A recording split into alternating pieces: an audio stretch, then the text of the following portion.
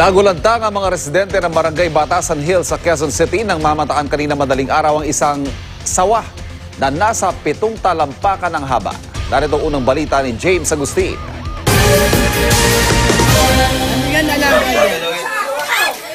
Pinagkaguluhan ng mga residente ng Barangay Batasan Hills, Quezon City ang isang sawa na natagpuan sa kanilang lugar kaninang pasado alas 3 na madaling araw.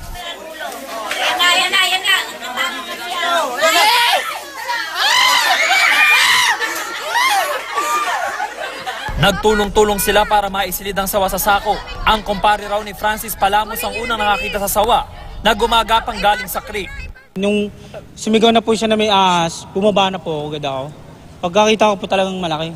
Nataranta na kaagad kami. Buti ka mo, dumating dalawang pinsan ko. Sila po kaagad ang tumulong sa akin magano.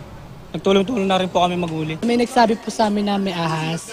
And then po, nagkakagulo na po. Tapos bigla may tumakbo.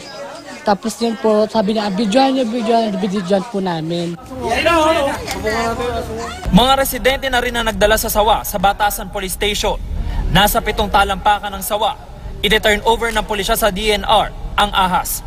Ito ang unang balita sa Quezon City. James Agustin, reporting.